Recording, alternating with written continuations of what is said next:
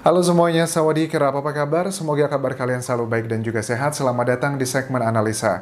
Kembali kita update mengenai kasus di Subang, Jawa Barat. Dan di video kali ini, kita akan bahas 3 saksi secara bersamaan. Pertama adalah Yosep, kedua adalah Danu, ketiga adalah Yoris. Hal-hal yang akan aku bahas ini adalah hasil kompilasiku dari berbagai macam sumber, terutama dari internet ya, yang dinilai oleh netizen atau masyarakat Indonesia ada hal-hal yang cukup membingungkan atau mencurigakan atau juga memberatkan bagi ketiga saksi tersebut. Apa sajakah itu? Dan kemudian aku saring kembali menurut versi aku masing-masing ya. Nah, sekarang kita bahas adalah pertama dari Yosep atau Pak Yosep ini ya. Yang paling memberatkan kalau dari sisi Pak Yosep yang di media massa sekarang ini adalah mengenai dua hal. Pertama adalah ekspresi pada saat hari kejadian tanggal 18 Oktober dan kedua adalah mengenai noda merah yang ada di baju Pak Yosep yang disampaikan di sejumlah media massa. Oke, kalau untuk masalah ekspresi pada saat hari kejadian, itu adalah hal yang subjektif, kita harus mengakui itu. Tapi memang, seperti aku bahas juga di awal-awal video ini mengenai ekspresi dari Pak Yosep, yang menurut aku sih memang Pak Yosep terlihatnya sangat tegar dan juga kuat, serta juga well spoken pada saat menyatakan kronologi bagaimana dia menemukan lokasi kejadian. Tapi itu bukan fakta, ya, itu adalah opini. Jadi menurut aku ya tidak usahlah dibahas yang itu, karena itu adalah opini bukan fakta. Yang kedua adalah mengenai noda merah yang berada di mungkin sedikit kancing atau kerah, yang pasti itu yang dipakainya, dan noda merah tersebut adalah noda yang dinilai Pak Yosep adalah tidak terlalu kental ya, dan dia mengakui misalnya di TV One dinyatakan bahwa noda tersebut berasal dari air bak mandi. Seperti kalian lihat bagaimana kondisi bak mandi yang sudah aku tunjukkan di video sebelumnya. Ini yang masih menjadi problem di masyarakat yang menaruh kecurigaan dengan Pak Yosep di situ. Bagaimana mungkin ada bercak noda merah tersebut yang diduga adalah darah begitu, dan ini masih belum ada keterangannya. Dan kita juga tahu kan ya, pada saat kita ngebahas ini bisa dikonfirmasi dengan hasil ya dari DNA-nya, dicek dulu noda merah tersebut apakah benar darah, dan kalaupun darah berasal dari siapa saja atau dari satu atau keduanya, itu kan kita belum tahu datanya. Terus berikutnya juga tipikal, ini adalah bagian tim ahli ya, apakah noda merah tersebut kalau seandainya darah gitu kan ya, apakah itu tipikal yang berasal dari sumbernya langsung atau dari air bak mandi ataukah dari apa itu tempat alat untuk melakukan eksekusi. Itu kan bisa di cross check, dibuktikan dengan cara ilmiah, dan aku yakin tim Inavis ataupun juga 7 tim yang 7 orang ahli yang telah diterjunkan bisa menjawab pertanyaan tersebut. Itu menurut aku dua hal yang memberatkan Yosep ya di media massa. Kemudian kalau untuk Danu ini termasuk yang banyak sekali kontradiksinya, terus juga kontroversinya, maksud gitu kata-katanya. Yang pertama, yang tidak bisa kita pungkiri adalah hal-hal yang aku coba minimalisir yang sifatnya sudah ada di media massa. Pertama adalah mengenai anjing pelacak, gonggongan anjing. Kita ketahui kan ya, di sejumlah media massa sudah dinyatakan, bahkan Danu pun pada saat wawancara pun sudah menyatakan bahwa pada saat ada anjing pelacak tersebut, memang dia sempat digonggong, diendus beberapa kali. Itu adalah fakta yang tidak bisa kita pungkiri. Kedua adalah mengenai keterangan yang jam 3 pagi. Ini adalah keterangan yang kita belum tahu kebenarannya seperti apa, tapi kok ini kan keterangan jam 3 pagi itu adalah keterangan di salah satu channel dari Ki Anom ya, beserta Pak Indra yang mengiyakan bahwa Dan itu sempat mengaku dia keluar jam 3 pagi, kemudian melihat sosok-sosok yang berada di lokasi kejadian pada saat dia mau beli nasi goreng. Sebenarnya ini pun juga sudah diklarifikasi oleh tim pengacara Danu bahwa itu semua tidak benar. Kemudian juga Danu mengatakan melalui tim pengacaranya bahwa pada saat Danu setelah selesai pemeriksaan di Polres Subang saat itu sepertinya, itu juga diadakan pemeriksaan lagi berikutnya di luar bersama dengan sejumlah orang, salah satunya adalah Ki Anom dan juga Pak Indra. Tapi Pak Indra dan juga Ki Anom membantah bahwa kita tidak pernah melakukan pemeriksaan secara intimidasi, tapi cuma ngobrol-ngobrol nyantai aja. Well, semuanya pasti ada alibinya masing-masing, dan di situ juga dari keterangan tim kuasa hukumnya Danu ada acara namanya apa kayak hipnotis, ada ritual-ritual tertentu. Well, tanpa bermaksud mengecilkan kepercayaan orang masing-masing, tapi bagi aku pribadi Aku kurang begitu yakin bahwa saat kita dihipnotis kita bisa membuat cerita yang sebegitu detail, sangat rapihnya dengan cerita yang sudah kalian tahu. Tapi ini adalah bantahan dari tim kuasa hukumnya Danu dan kita harus hargai itu, ada cover both side-nya.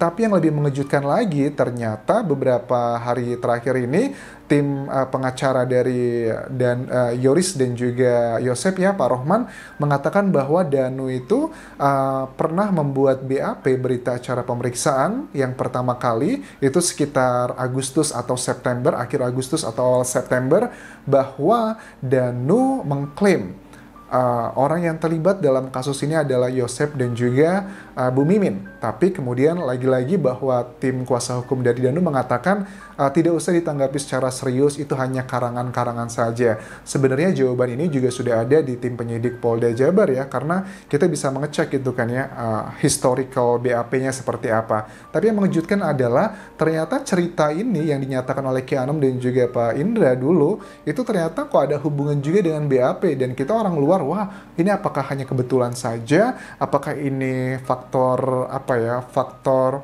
framing, apakah faktor kejujuran, ataukah faktor yang lainnya, dan itu menjadi penasaran. Dan yang bisa menjawab ini tentunya adalah dari penyidik Polda Jabar. Siapapun yang menyatakan, baik klaimnya dari timnya Yoris dan juga Yosep, mereka sudah punya alibinya masing-masing. Kemudian juga dari timnya Danu, mereka juga punya alibinya masing-masing ya. Yang menjawabnya untuk mengatakan benar atau salah, tentunya bukan lagi mereka, tapi adalah tim dari Polda Jabar.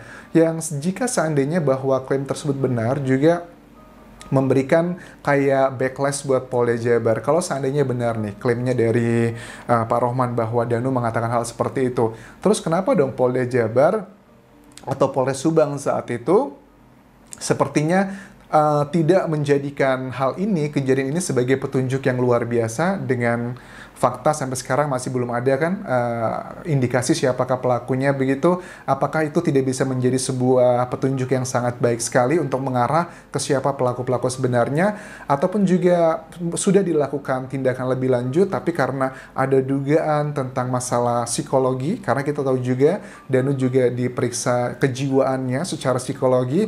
Apakah ini salah satu indikasi bahwa Danu mengalami tekanan mental, makanya dia bisa mengarang cerita ini itu? Tapi kalau mengarang cerita yang seandainya memang benar itu adalah kenyataannya yang diklaim dari pihak Pak Rohman, Danu mengarang cerita yang dinyatakan itu, apakah sebegitu detailnya, ataukah itu beneran atau tidak? Dan itu kan juga membutuhkan penelusuran yang lebih dalam. Oke, yang pertama anjing pelacak, kemudian klaim jam 3 pagi dan nasi goreng, terus juga yang terakhir kita ketahui juga kan ya bahwa Indra Zainal mengklaim bahwa ada menunjukkan wawancara di mana Danu mengatakan bahwa sekitar pada saat dia datang ke lokasi kejadian, dia sudah mengetahui ada 2 jenazah di mobil Avanza, mobil Alphard hitam tersebut. Padahal jam segitu seharusnya belum ada orang yang tahu, karena tim Inavis adalah orang yang pertama mengetahuinya, dan tim Inavis itu datangnya, membukanya ya, tepatnya itu sekitar jam 10-an ke atas lah, let's say itu sebelum Danu mengatakan hal tersebut. Kemudian juga pada saat Danu mengatakan hal tersebut mengenai dia mengetahui kronologi melihat 2 jenazah tersebut kan, itu disampaikannya di wawancara di hari yang berbeda, di lokasi yang berbeda, notabene pressernya sudah tidak terlalu tinggi gitu. Itu adalah dari Danu sendiri yang sudah ada di media massa. Walaupun masih ada banyak sekali isu-isu lainnya, tapi kita belum bisa melihatnya secara langsung, belum dibahas oleh mereka, jadi kita tidak bisa tampilkan. Itu adalah dari Danu. Yang ketiga adalah mengenai Yoris. Ada juga beberapa hal dari Yoris yang membuat kontroversi di media massa. Salah satunya adalah, beberapa di antaranya adalah pertama mengenai ya seperti kalian tahu lah, kunci otomatis Alphard. Itu yang dia nyatakan di 18 Agustus, lokasinya adalah pada saat di TKP tanggal 18 Agustus, dia ngomong dengan tetangganya, tahu sadar atau tidak sadar terekam oleh salah satu YouTuber di sana, dan itu menjadi kontroversi. Kemudian sudah diklarifikasi dia salah ucap. Well, konteksnya saat itu adalah menurut aku kontennya ya. Kalau sama-sama ada banyak yang keliru atau banyak yang salah ngomong, ya kita harus sama, semuanya kita harus pandang, ya semua orang bisa punya kemungkinan salah ngomong. Tapi kemudian setelah kita memiliki persamaan level tersebut, kita juga harus lihat kontennya apa yang diucapkan. Lebih krusial mana antara yang saksi ini dengan juga saksi ini. Kita lihat kontennya tidak cuma sekedar salah ucap atau bohong atau tidak, tapi apa yang diucapkan, itu menurut aku juga penting untuk kita mempertimbangkan mana yang kira-kira masuk akal atau tidak. Itu adalah yang pertama. Yang kedua adalah mengenai keterangan Yoris mengenai mobil Yaris ya yang dimiliki Amel. Katanya kita juga bisa melihat di sejumlah media, ya, Yoris pernah mengatakan bahwa mobil itu dibawa ke sebuah tempat, tidak langsung ke Polres.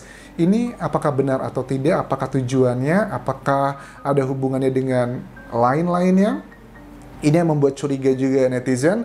Terus juga perpindahan dari Yoris ke timnya Danu berpindah ke Yosep. Padahal di 4 bulan pertama kasus ini terjadi, mereka itu kan saling serangnya luar biasa begitu. Dan aku yakin pada saat Yoris mampu mengatakan hal-hal yang cukup berat ya menyerang dari pihaknya Yosep di media massa, aku yakin di BAP pun akan jauh lebih frontal lagi karena kan tidak disorot oleh media massa. Kalau disorot media massa kan ada rasa nggak enaknya, ada rasa yang lebih ke humanismenya. Tapi kalau di BAP aku yakin sih semua saksi itu pada saat dia diperiksa akan lebih frontal dibandingkan pada saat dia diwawancara di media massa. Kalau di media massa mungkin kita melihatnya ada yang frontal ini itu, aku yakin tuh mungkin hanya 50%-nya aja. Tapi kalau mereka pada saat di BAP pasti jauh lebih frontal dari itu semua. Kenapa kok Yoris bisa langsung berpindah ke Yosep begitu? Apakah dia sadar ada banyak fakta-fakta yang justru mencurigakan ke kawan lamanya Danu di situ dalam segi hukum ya? Ataukah ini adalah salah satu strategi Yoris juga ke depannya? Kita nggak tahu karena nggak ada jaminan kan apakah Yoris akan terus bertahan dengan Yosep ataukah akan kembali lagi ke Danu. Semuanya itu kan masih ada kemungkinan dan unpredictable selama dari Polda Jabar belum mengumumkan siapakah tersangkanya. Aku harap sih mudah-mudahan tim Polda Jabar segera umumkan ya tersangkanya ya, agar tidak terjadi konflik di masyarakat semakin panjang gitu, karena kan setiap saksi itu sudah berbicara di media massa, sudah menyampaikan opininya masing-masing, dan setiap penontonnya pasti juga memiliki perspektif dan juga sudut pandang bagaimana menerima sebuah informasi. Thank you very much for watching this video. Tinggalkan komentar positif kalian, tinggalkan like juga, dan sampai ketemu lagi di video berikutnya. Kapun kerap semuanya. Bye-bye.